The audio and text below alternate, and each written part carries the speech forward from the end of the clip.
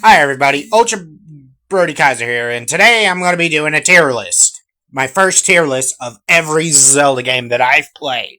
So, to start off, we'll start with the first Zelda. Now, the first Zelda is one of the best Zelda games I've ever played. Now, Legend of Zelda is a game I enjoy playing during my time. As you know, so with the first Zelda, you are roaming around as a young hero named Link. But you can name your character whoever you want. But his real name is Link. The gameplay is good. The storyline is meh. But the game and music, I say it deserves an okay game. Now on to the second game.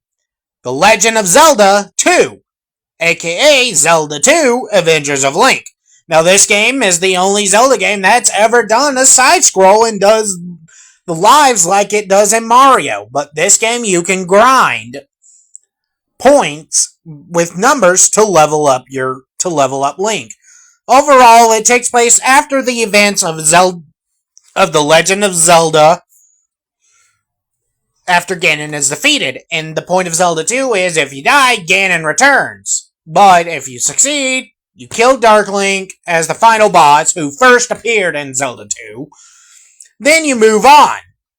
Now, I say this game should not exist. Now, moving on to the next Zelda game.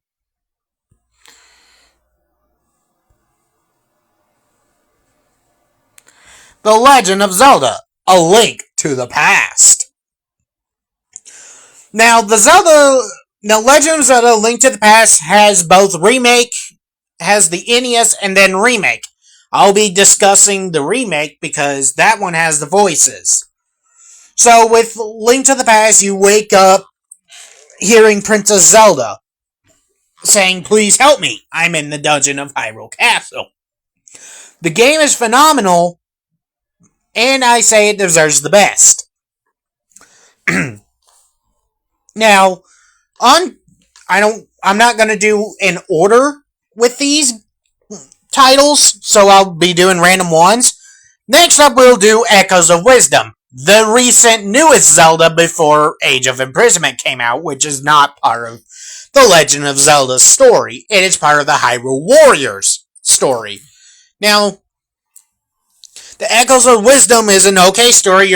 This is the only Zelda game that's the Legend of Zelda that you play as Princess Zelda. And I say this one deserves a meh. Now on to one of my favorite Zelda games, The Legend of Zelda: Ocarina of Time. Overall, the story of the game starts you off as a young child named Link, once again, who doesn't have a fairy. He gets a summon by the Great Deku Tree, gets bullied by Mido, but has a lover there's a girl named Saria who has feelings for Link, but never admits it. Overall, the gameplay is very good. Moving on to the sequel to Link to the Past, The Legend of Zelda: A Link Between Worlds. Now, after the events of Link to the Past, Link finally resigns himself living alone after his uncle passed away many years later. And now, Link lives alone, and the story continues off as Link being a blacksmith apprentice. But overall, the music gameplay is one of the best. Next up on the tier list is The Legend of Zelda: Spirit Tracks. Now, this game, I've heard some rumors that overall the gameplay is good, but the flip mechanics just suck. So, it earns the meh. Next up is The Legend of Zelda: The Wind Waker. Now, this one came out on two different systems, GameCube and Wii U, but I'll be going over the GameCube version. It's the only Link that's 14 to 16 years old, who wields the Master Sword to ever be the youngest hero, and overall it deserves the best.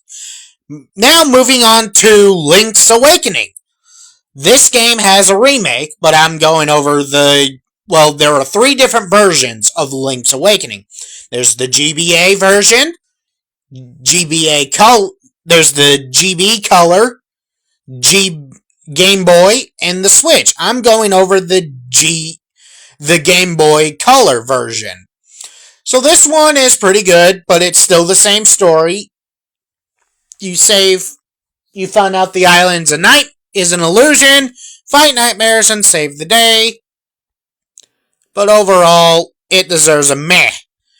Moving on to The Legend of Zelda, Oracle of Seasons and Ages. These 2 games, if you want the true secret ending, you have to beat both games and link them to get the Ganon fight. But overall, you're saving Foru and Din, but overall, I hate it. Moving on to The Legend of Zelda, the Majora's Mask. This game, you only get 72 hours to beat every 4 dungeons to get these giants, learn their song, do everything, upgrade your sword, and find the Mirror Shield, and then take down the Majora's Mask. Overall, this game, I don't give 2 shits for.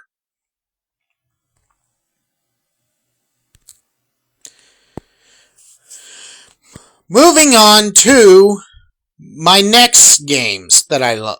The next ones. The last 2 games that I've played. Next up, The Legend of Zelda, Twilight Princess.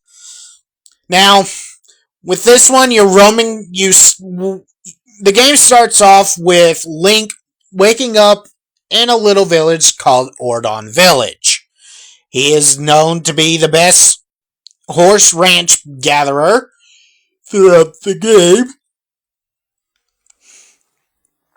And he ends up finding out he's the next chosen hero to save Hyrule and the Twilight Realm. Now, after the events of saving the Twilight Realm with Midna, who he met in Hyrule Castle, he finds the Master Sword, defeats Zant, defeats a giant bone dragon called Scowlord, defeats a King Boblin more than once, not twice, not 3, but 4 different times. The first fight happens trying to save Colin. Second fight happens after trying to bring Ilia to Kakariko Village. The third fight happens in Gerudo Desert, and then the last fight happens in Hyrule Castle to get the key to progress into the castle. But overall, this game deserves the best. Moving on to the last and final Zelda game that I've played and beaten on my own.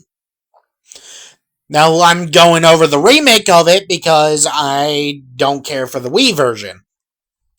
This one is The Legend of Zelda Skyward Sword HD. Now everybody has been saying, "Oh, this game sucks," or "Oh, this game's bad. The motion controls suck." Well, here's the thing about Skyward Sword HD. It does button control. And that's why I like Skyward Sword HD. Now, I know you all might have something against that, and I totally understand, but these are my opinions on these games. But overall, Skyward Sword HD deserves the best. And there you go. This is my Legend of Zelda tier list. Peace.